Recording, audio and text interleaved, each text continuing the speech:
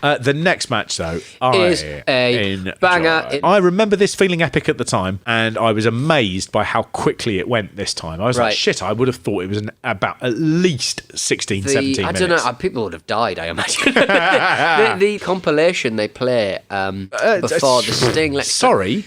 Compilation.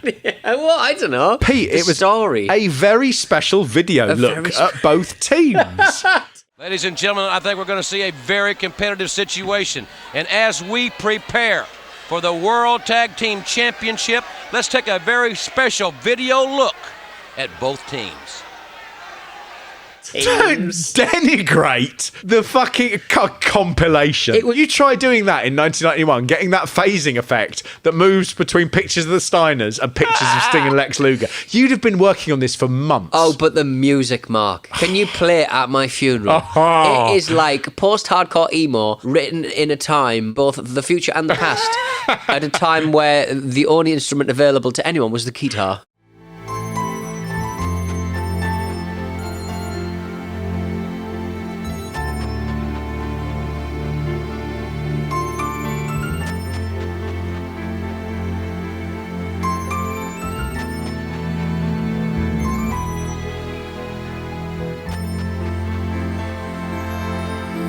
This is, of course, Sting and Lex Luger versus the WCW Tag Team Champions, the Steiner brothers, Rick and Scott. It was a dream match at the time. Great. It was a dream match. It was still rare at this point to get fan favourite versus fan favourite matches, face versus face matches. 1990 had really set that off with Ultimate Warrior versus Hulk Hogan. Right. And this was a really interesting sort of putting together of the two big stars from the top of the card who had found themselves knocked slightly out by the Japanese debacle and things. So they weren't main eventing. So they gave them, instead of matches against people who, a lot of the matches are building and things, there were no natural matches for them to slot into. They just went, let's stick them against the Steiners. That would be fucking thrilling. And it was. What's brilliant about this match is neither of them start playing heel or face. And what this has about it is a sense of like a Japanese match where it is just about moves and who is going to be the best. Yeah. It's so thrilling. It's 100% just performing. Oh, yeah, it's just four men in the form of their lives, just isn't it? beating the shit out of each other. A crowd. There's a bit quite early on where Rick is in with Lex Luger. I'm watching this. It reminded me how underrated Rick Steiner is in the Steiner brothers. Scott Steiner was a guy who you could see was going to be a future star of the business. I think most people would have watched him at this point and said within 2 years, that guy is going to be a world champion. They would have been wrong. But that was because he stayed with the tag team. They went to WWF. And, his career sort of took a bit of time to get back into that position. But it would. Rick in this is so much power and impact. And he dictates the pace. The moves he takes and the moves he gives out are the ones that the crowd become unglued at right at the start. Because they're going, holy shit, they're not going to do a sort of shaking hands or one of them suddenly turning on the other. They're just going to throw everything at one another and see how it ends. He takes a clothesline off Luger. Pete. It's like he goes through the fucking floor. Fuck me. That made me properly go rigid. I went rigid watching it. He just turns him inside out. It's so exciting. And that's really the moment where everyone goes, buckle up, we are in for a fucking ride. It was so much fun, this match. It was, the Japanese influence really comes from the fact that the Steiners have been going over to Japan where they now hold the IWGP Tag Team Championships. Right. And they've been wrestling the Japanese teams. And they've been having these big, hard-hitting matches that people are raving about. And they've come in and with the biggest stars in WCW, they just go, let's do one here. Yeah. Lex Luger never wrestled in the Japan shows at this time. He had a clause in his contract that said, I don't have to wrestle in Japan. And I think it was because he felt like he would not be, treated nicely. Well. I think he was always a bit anxious, Lex Luger, about people beating him up. There's a famous match in Florida he had against Bruiser Brody, where he felt that Bruiser Brody was being uncooperative, and he panicked, and it was a cage match, and he just climbed over the top of the cage, which I believe he was supposed to win.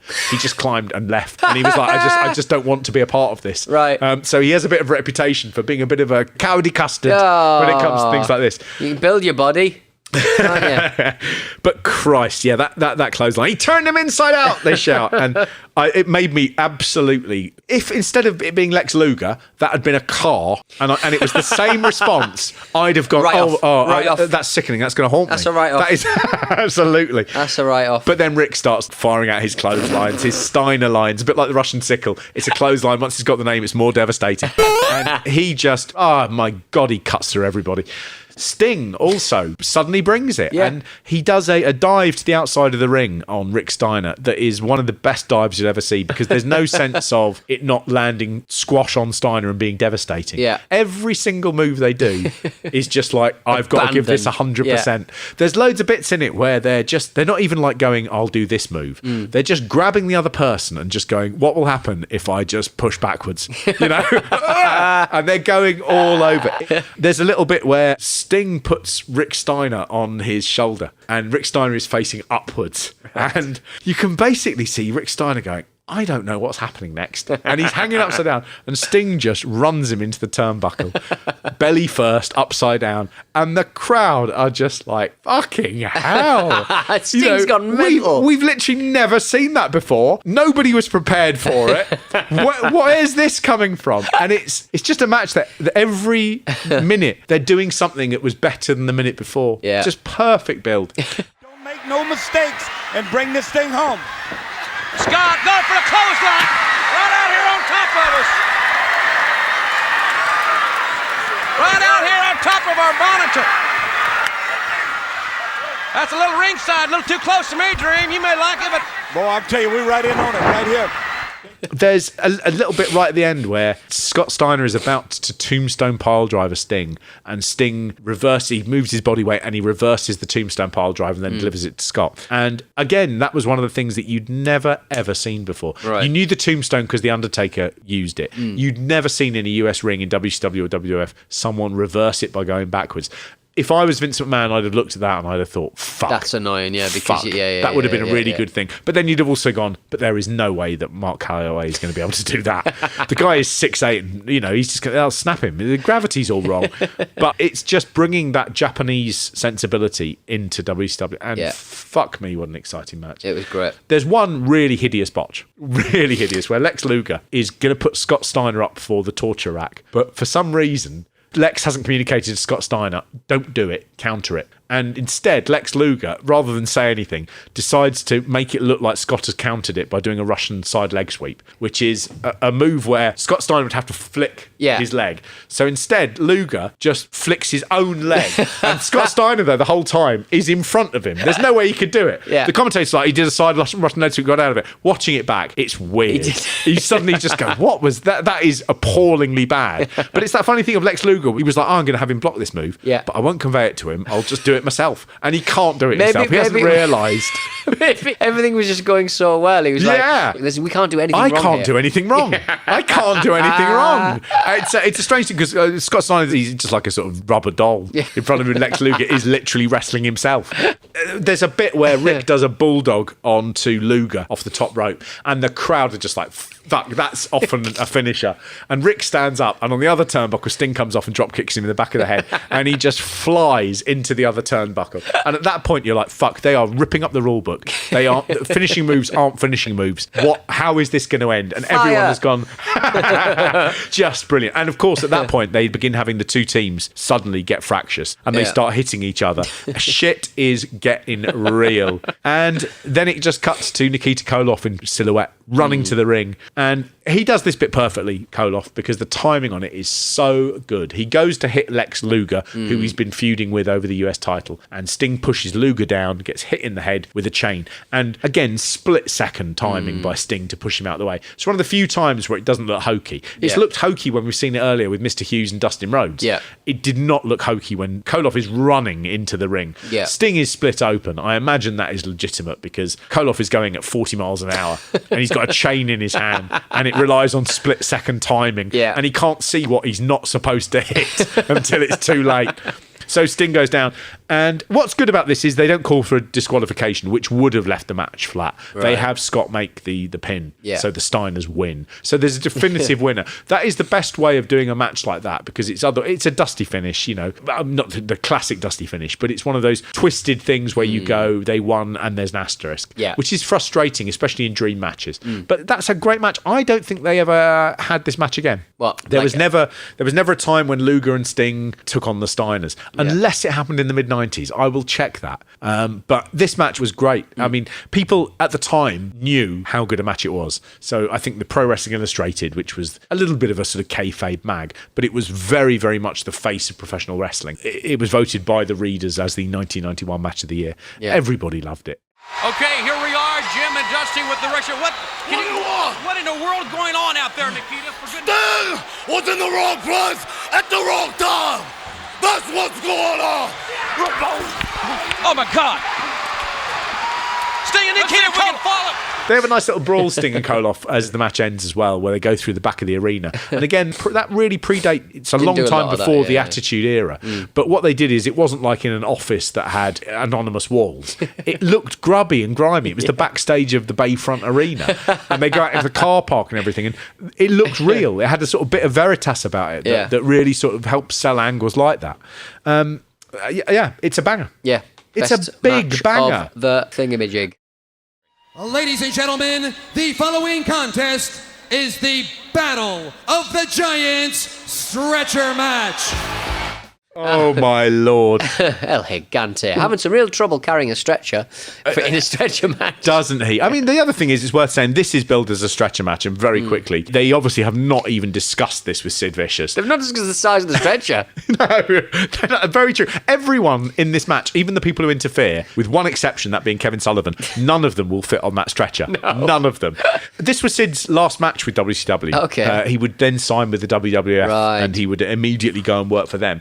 I don't know whether that had some bearing on this match, whether he was like, I'm not going out on a stretcher. I don't think he probably had the power to do that, but he certainly had the power to refuse to put any effort into this match whatsoever. Yeah. And it is absolutely classically bad WCW booking. It sounds good on paper. El Gigante versus 6'8" Sid Vicious. I mean, they are the two biggest men. Yeah. Again, we've said this, you put the two biggest men together, they negate. Yeah. What's amazing about this, actually, is that Gigante suddenly doesn't look small. Next to Sid Vicious, he does look even bigger. But it ruins Sid.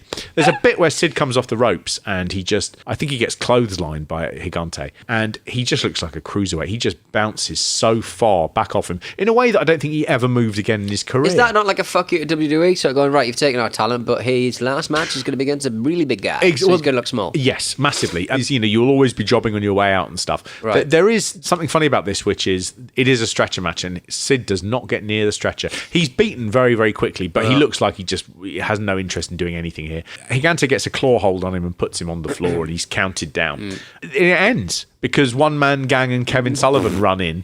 I'm a huge fan of One Man Gang. He was a big man who could really bounce and he could really move. He's not ever going to be great. And at this point, certainly, it seemed after sort of a joke run in the WWE as Akeem, it seemed madness to bring him in. People did want to see Sid Vicious in matches. This match did seem like it was a big, exciting, the best match that you could book between the two, El Gigante and Sid Vicious. Yeah. People loved to see those giants tackle.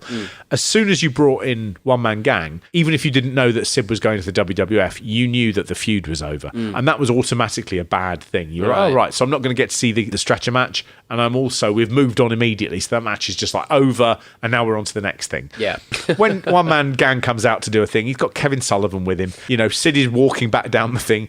Too many bodies. They throw powder in Gigante's eyes. He still manages to get One Man Gang on the stretcher.